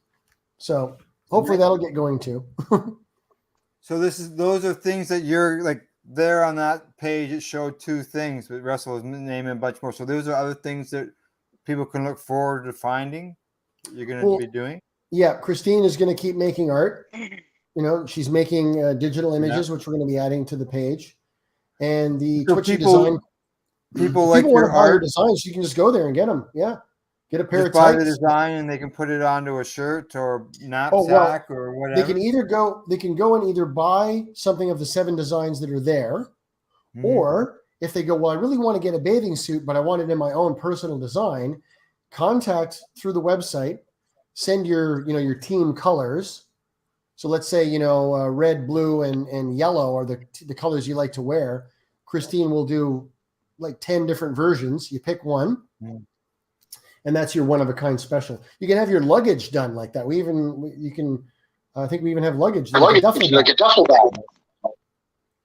So imagine having one-of-a-kind luggage. Uh-oh. Did you Chris? It's Tamara. I did because I have my phone's dying. So I'll just mute my mic. Okay. Yeah. Sounds good. That way it's quiet. Like one of the items we have is a duffel bag. So you could get like your own personal design done on a duffel bag, and easy to spot at the airport, and no one's going to say, oh, no, this one's mine. You're mistaken. Because you have the same pattern on your phone, like this is mine. It's like a fingerprint. Oh, yeah, exactly. So, for an extra small fee, Christine will give you a custom design that's one of a kind, or you can just buy something that's one of the 7 designs there. Nice. Yeah. Okay, Tamara, get a word in. There, Tim? Honking next to me. God, Freckles. Well, I'm glad that everything's like moving for with the art too. I'm really hoping that gallery in Montreal. Yeah, that would be so nice for you guys. Christine still thinks kind of small in terms of like sales. So she's like, oh, maybe, the art fair or this and that. I'm like, no, we want to sell to people who own yachts. Okay. Yes. Not people who are paying mortgages, people who don't care what things cost. Okay. They don't, how much is that? That's a little too much for my budget. They just go, I like that painting. Is she going to go places? I'm a collector. Wrap it up. That's who she's aiming for. The A-list. You want to sell your paintings to Sting and Trudy Styler. Okay. Not people in, like presidents and princes, not Hey, if they've got the money to pay for it, then Well, it doesn't matter what what you're your aiming for, you know? occupation is. Yeah. You aim for the top. You aim for the big galleries and the big names, and because you see some of the stuff that's being sold for $50,000, $60,000, $70,000, and it's beautiful, but it's why not her? You know? Yeah, wouldn't Why that not be her? nice, eh? You know? Yeah, that'd be an excellent. It's just as competitive as anybody else's artwork. And you know, that's not to diminish anyone else. I mean, the stuff's great, but it's sort of her stuff's as good, or is at least worthy of being in the competition with them. Give it a shot. Right. You scroll through, you go to Instagram and you look through any of the art galleries in Paris, London, in New York City, LA, Toronto, Montreal that are, you know, hanging contemporary stuff. Her stuff would not look out of place in any one of those galleries. You know, so why not? Why not? her? Yeah. Give it a go. That's what she's trying. I can apply the technique to just about anything. So just about anything goes. Now, how did your stuff end up in those galleries? Is it just because someone spots it somewhere? Well, no, it's not in the gallery yet. Submit for it. What you do is you just email them and go, "Hi, you know, I'm Christine. I'm this emerging artist. Emerging. I mean, I've been at it for 30 years, but I've got this new aesthetic I want to really share with the world, and go check it out. Here's my website." You know, and they what usually happens is they don't reply, because you know you either end up in their spam folder or they go, "Yeah, okay, nice," you know, or they just got so many people and they've already got artists in their roster that they're not actually taking submissions. They might see your stuff and go, "Oh man, this chick's great," but you know, we've already got contracts with other artists, so we can't offer you any wall space at this time. Their schedule's full. So what you're never going to get is them giving you a critique like, don't quit your day job. Your stuff is crap. Don't bug us anymore. They just won't reply. If you bug them and ask them, they'll tell you what they really think. But we feel for a gallery to go out of their way to even say, interesting, we'll be in touch, is huge. Yeah. You know, that's like when you write to an MP, you think, well, they're never going to get back to me. And an actual MP writes an actual letter back to you and not the intern who works for his assistant's secretary. Right. You know, so it feels pretty good. And we've only, you know, I handle the sort of emailing. So the emails have only been sent to like Ottawa and Montreal. And we're going to wait and consult with these other consultants first. See from there. But, you know, Montreal, Toronto, Paris, London, those are the art cities. Ottawa's not like an art center of the world any more than, you know, Lethbridge is or Timmins or whatever. So Tamara, if you've got a question, put your hand up or something, and I'll unmute your mic, and then that way we don't get the extra sound going through there with the situation. So yeah. Oh wow. But I mean, we're all in on her career too. You know, like we're spending quite a bit of money. Hey, Tamara's got a question. I saw the finger go up. There we go.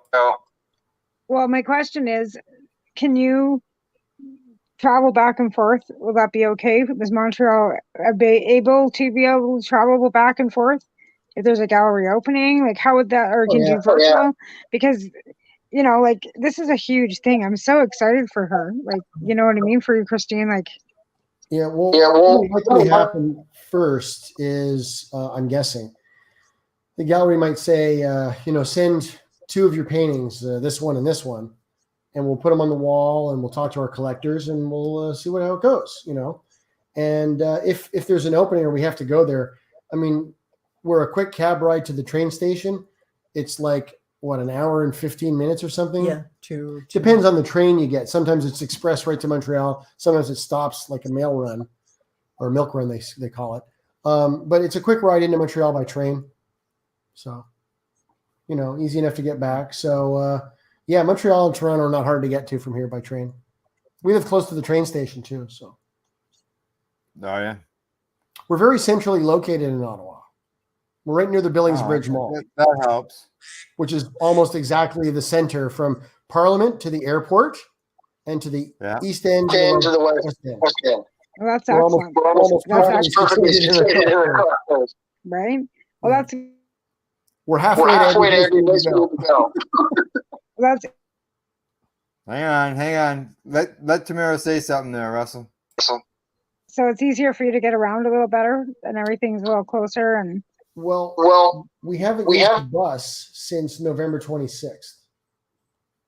That's how easy. That's how great it is. We'll take a cab back from the Canadian Tire. If it's really pissing rain, we'll take a cab back from the dentist or something. Mainly, we can walk to the dentist, the doctor, Canadian Tire, the Home Hardware.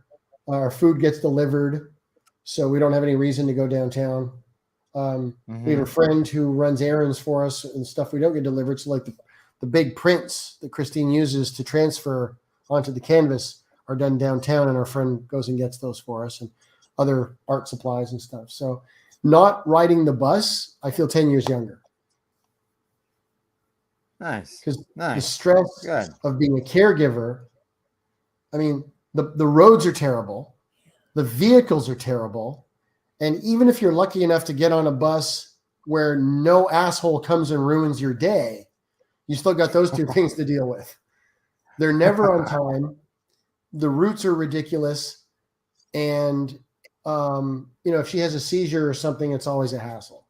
So, we're spending about as much on taxis as we did on all those bus rides anyway. So since we moved here, it's been a huge difference.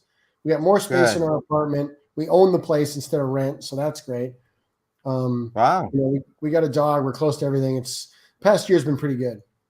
Good. Because I know that, from seeing stuff on Facebook there, that you've had some, let's say, upper neighbors that haven't been very quiet about things. And Nightmare. Living here has been great. No problems with the neighbors, but this has been heaven. We had 4 years of obviously a mentally ill older woman just stomping on our ceiling. In the middle of the night, like 2:00 in the morning, she just boom, boom, boom, boom, boom, as hard as she could, insisting that we're making all kinds of noise and keeping her awake. I'm fucking asleep. The landlord wouldn't help us. She sided with her. We even had video of, oh Christ, what a nightmare. Very traumatic situation. Very bad. Yeah. Well, I'm glad that you got out of that and you got into a place where we're very things happy can be much and more our settled view. down. And we have this amazing view. Yeah. Of the And city. being involved in that for 4 years did not help either one of you health-wise. No. And the other thing that's been hard too is the end of activism. Legalization didn't turn out like we hoped.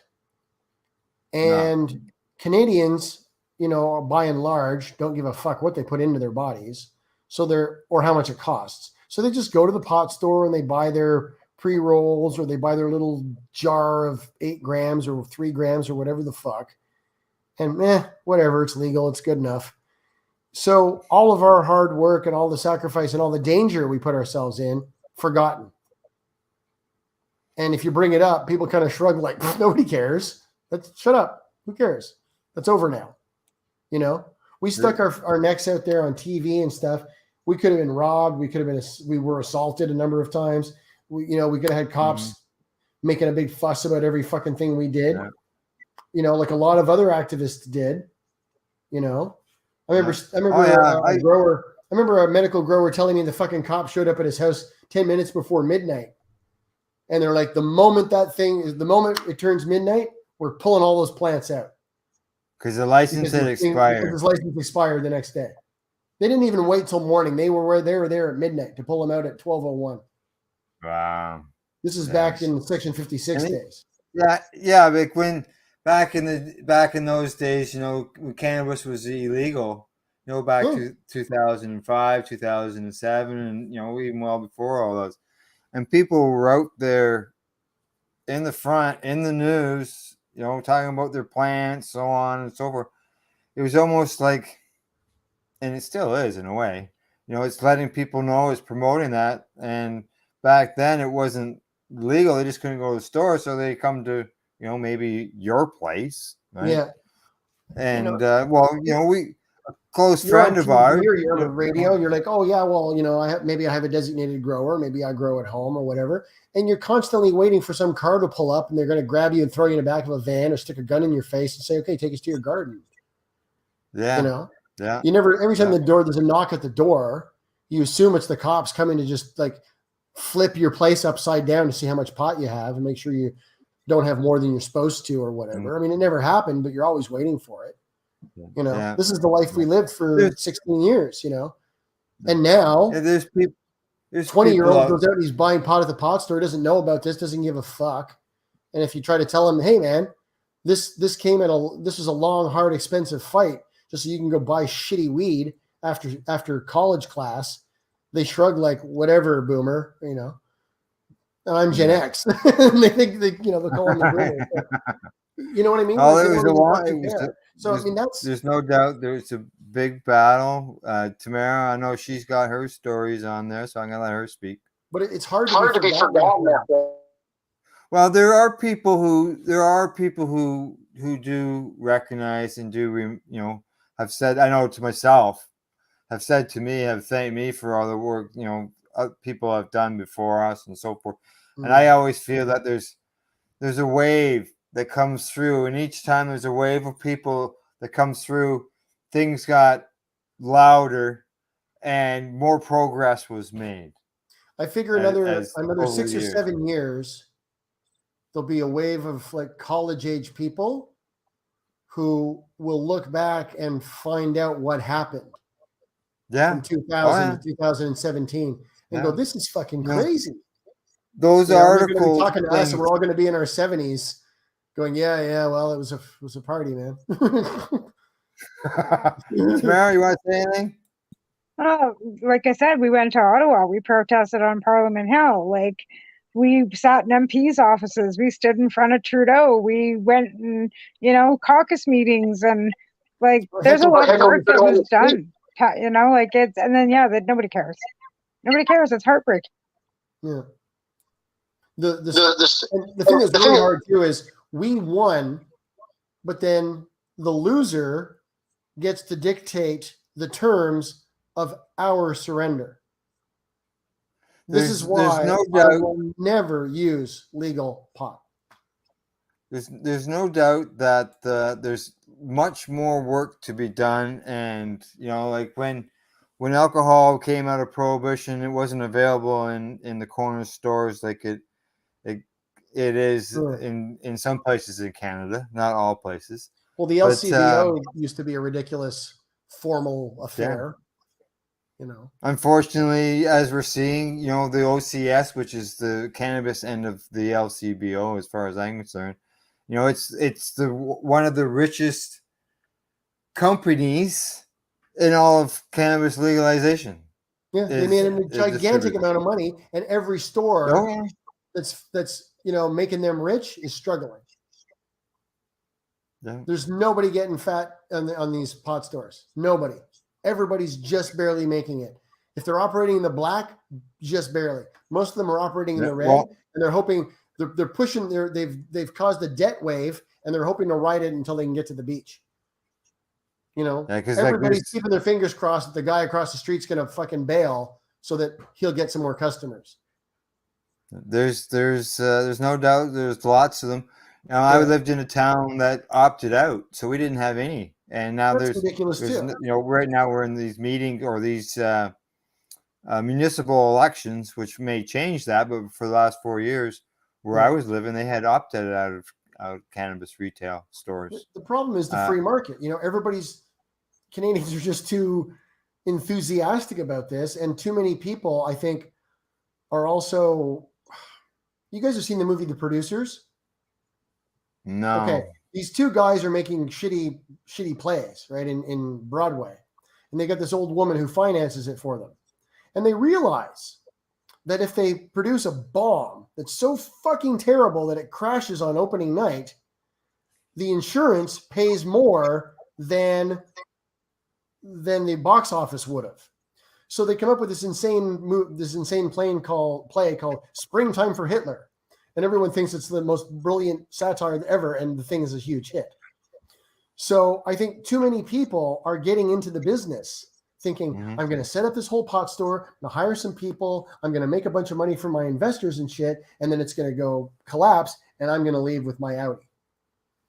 Oh, yeah. No. You know what I mean? Stuff like that. It's a scam. It's a shell game. I think too many people are opening pot stores. They're walking away with their cut, and everybody else gets fucked. Yeah, there's the mom and dads, Same the thing with small growers. business The owners, growing companies are doing the same thing. Yeah, and then there's the big companies like Campy that just sold all their retail stores. Yeah, just got rid of them all. There's no money in it. Yeah. And then you get these companies. They're like, oh, hey, invest in our company. It's called, Zytec or whatever. And it's going to be great. We're going to have 200,000 plants in a greenhouse. We're going to build this greenhouse just outside of this town. We got it all set. Okay, great. Here's a bunch of money.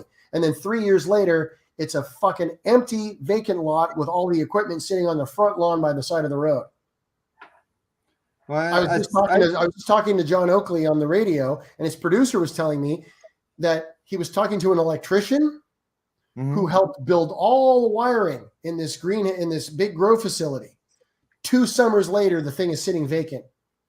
Oh, yeah. But the thing is, somebody got rich. Yeah, somebody got rich, but not everybody. Tamara wants to say something. The government's not licensing them.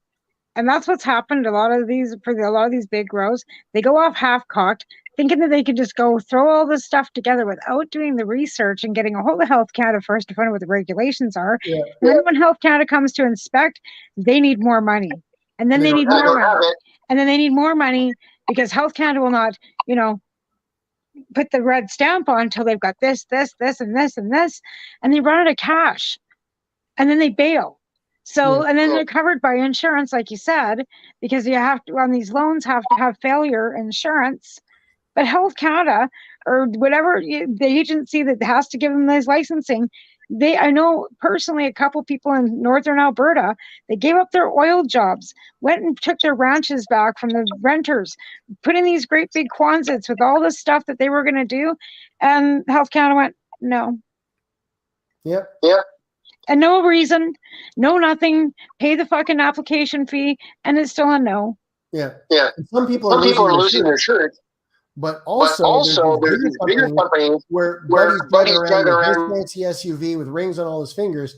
He walks away with a pile of money because he knew from the beginning this thing was gonna sink before it even started. And there's a lot of that kind of scamming going on. I mean, I can't prove it, but you just know it's happening because you can see the fucking footprint of it everywhere. Every small town in Ontario's got a dead fucking greenhouse outside, right? Where'd that money go? There's been some big ones that have been sold. There's no doubt about that. Go ahead, Tamara. Ours here in town too. Dakar's was the first startup, and the first investors were running around asking for $10,000 investments. Next thing you know, somebody else has bought it. It's not even the same owners, and they're just into production. They're in R&D. They're not even into process yet. So until they get their processing license, they're in R&D. They can grow as much weed as they want, but they can't fucking take it to market. They can't process it. They can't do anything with the edibles end of it. They can't make it into anything. So and it costs money to store it, and it's only good for 6-7 months. It starts to go stale. And you're having to pay your employees, and you still have to pay overhead, and you have all this stuff that you still have to pay for until the government says you can go ahead and sell it. Yeah. So, I mean, it's overregulated in a lot of ways. It's underregulated in a lot of ways. The chemicals they're allowed to use, the chemicals they're not allowed to use but use anyway. It's insane. And, I mean, I think they didn't put enough thought into the sort of business aspect of it. They were so busy trying to regulate for safety, danger, kids and blah, blah, blah, that they didn't really think about business regulations. Banks have regulations, fucking stores, retail stores have regulations. Everybody's got regulations they got to deal with, right? Gas stations and shit. But the pot regulations, I think they didn't really think those through too well. And hopefully this review that's coming up, they're going to really be able to go, well, look, here's everything that's gone wrong. Stuff we told them was going to go wrong. Okay, Tamara. Go ahead, Tamara. I did post that link on my page, and I think we should post that again. There's another kind of consultation, right? A review, which they were supposed to do a year ago, but I think that we should all fill out that form. And I think we all need to get that out on our pages and pass that around, because we do know what's gone wrong. And I think it's time that we do, if there's any work left to be done, we need to pass that around into our networks that, we've got through Facebook and Twitter, and make sure that other patients that maybe are not paying attention anymore. I know a lot of people that were activists that just don't care anymore about anything. They don't even want to hear about it. But I think we really need to stand up and fill out that consultation. The thing is, the legal market doesn't really affect me at all. But what really irks me is the whole thing was videotaped, right? All the task force meetings, right? So all of the activists went in and said, listen, if you do this, this, this, and this, all this stupid bad shit's going to happen. So you want to avoid doing that. What you need to do is all this, this, this, this, and this other stuff. Then you'll avoid these problems of oversaturation of stores and blah. Okay, yes, interesting. And they jotted all this down and they listened and they asked a bunch of questions. Marilyn Gladu and all these people asked all these questions. And then the fucking government went right ahead and did all the shit they were told they shouldn't do. I do remember them going across the country. They spoke to a lot of places like the compassion clubs and stuff like that, advocates to get some information. They didn't listen to a word we said. Okay, Tamara, go ahead. There was a point somebody stood there, and I've lost all faith in him, and he said, I will protect dispensaries, and didn't just protect shit. Yeah. Saying. Exactly. I didn't expect anything good out of Trudeau. I'm going to legalize pot. Yeah, legalize pot for white people. There's no doubt there's more work to be done. And I know that, just because it's legalized, the things that got us to that point shouldn't go away. And now we've got, people forget that the only reason instead of just us on the streets chanting and making our voices heard that way, or writing letters to the editor that so many of us did back in those days, that now we've got that business end of things that's also going at the government in order to make changes. Now, whether it's the same changes that we want, like obviously they're arguing for increased milligrammage when it comes to edibles. Instead of having a cap at 10 milligrams, they're trying to get higher milligrams out of it. Unfortunately, they seem to be concentrating on taxes right now. Well, the one thing, there's several things that are good about what's happened in the past 4 years. Nobody's standing in front of a judge because of a few plants or a couple ounces of pot. Correct. Okay? Exactly. That's good. Yeah. So that's not ruining a bunch of lives. Research is busted wide open. Okay? Colleges, companies, independent science labs, everybody's free to start applying for looking into science and shit. And because they're not funded by the government, they don't have a specific anti-pot agenda. They're like colleges, universities. Exactly. They can go, hey, this other science says this. We want to try and extrapolate it from that and see what else we can find out, whether it's cancer, MS, or diabetes or whatever, right? So that's good. Right. But the bad part is Canadians are buying shitty weed. It's 3 times the price it should be, and only rich white assholes are getting rich off of it. It's not opened up to the free market for people, so that smaller businesses, that head shops could have been able to start selling it, Okay, Tamara, go ahead. They aren't all white. And the reses are running medical still, and every res across this country has 2 to 20 to 60 stores on them too, and they're making money hand over fist. Those are the gray market stores. I love those. Those are great. I'm talking about the legit market. That's the thing I'm talking about. But if there wasn't legalization, you can guarantee that the fucking cops would be in on those reses, with Software Nation or not, and be busting their fucking asses in their nose. Yeah. Just but I'll always support the gray market more than the legal market. Until the regulations of the legal market change to the point that the gray market just dissolves into it, where it's then I'll be like, okay, well, I guess it's okay now. When the stop signs are gone and the lies are gone on the labels, and you don't have to be rich to get in. That's not going to happen. And to be fair, the cops don't care about pot. If you got fucking, unless you're like selling, like, even like, they don't care. They really just don't give a fuck anymore. I have These illegal dispensaries, like actual like people that are still selling weed at dispensaries that aren't legally regulated in Vancouver, and the cops don't give a shit. They just don't. Problems on Look their hands. at Dana and his Coca Cafe, man. Like they don't give a shit. He's freely selling coca leaf and psilocybin and mushrooms right in downtown Vancouver, and nobody fucking cares. That's good. That coca thing is good too because it's harm reduction. So a lot of people, man, they're gonna not go and get all fucked up today because they got to have a cup of coca tea, and that's really good. So yeah. Right. All righty. What do you say? We're Russell, when we started the broadcast, you said to us, 90 minutes. Holy Christ, I can't talk for 90 minutes. I haven't got that much. Here we are, an hour and 45 minutes later.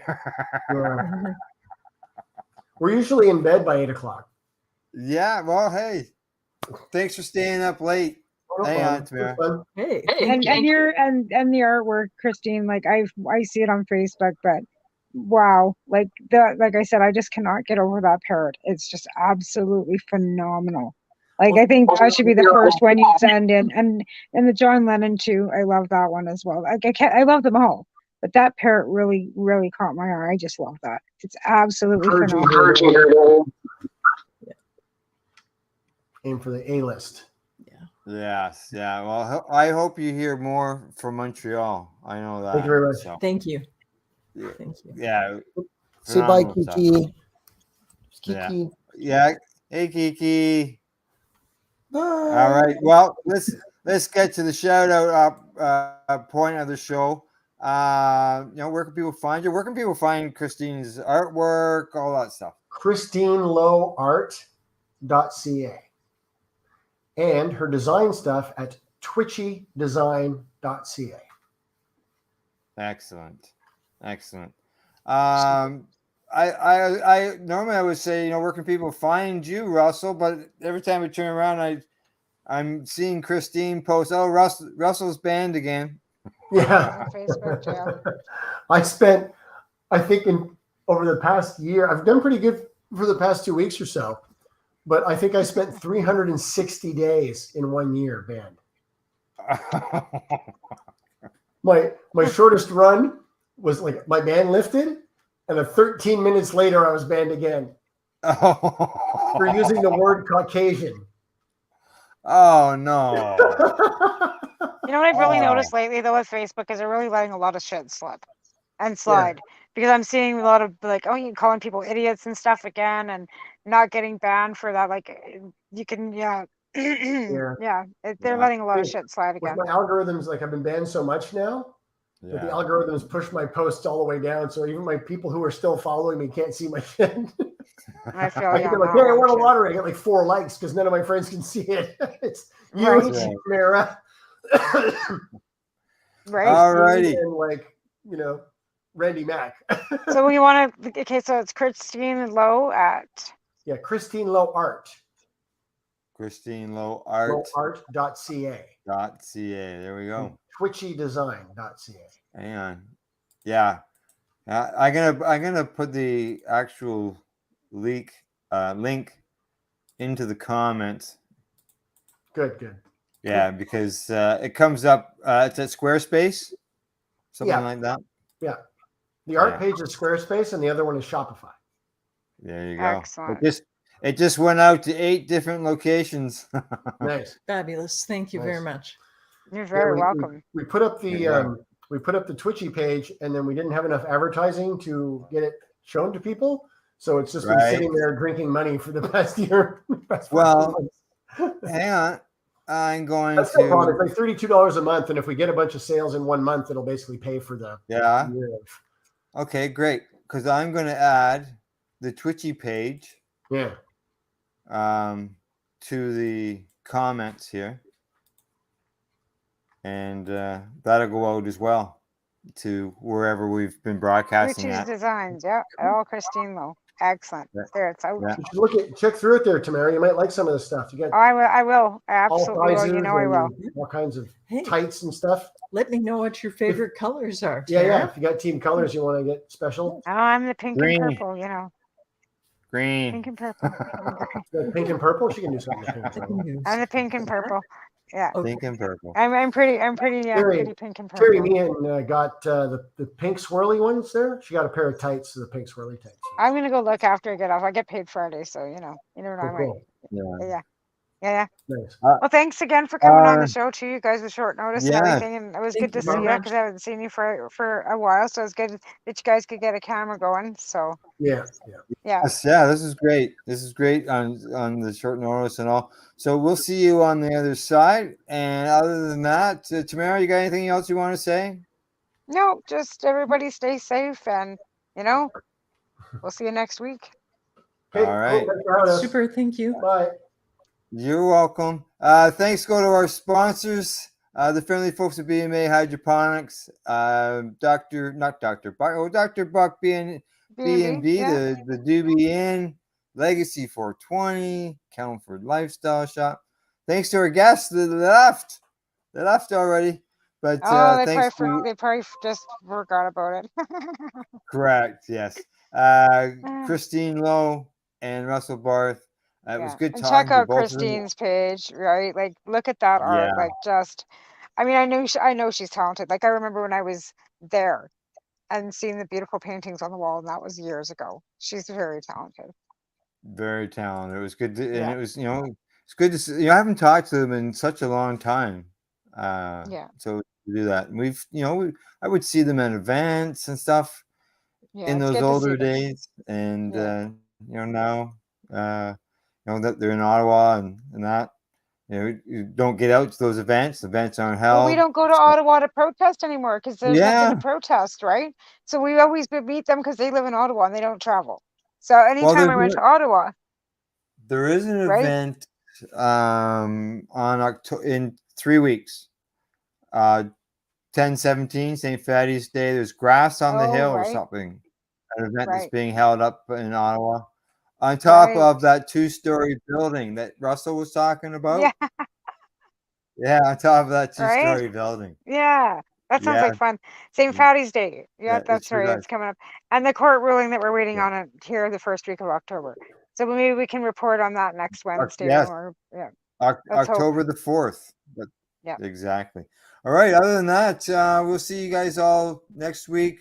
Don't forget tomorrow morning, Reefer Reporters, 10 o'clock Eastern, Cindy and Glenn. Other than that, thanks for watching and tuning in. We'll see you all next week. Bye-bye.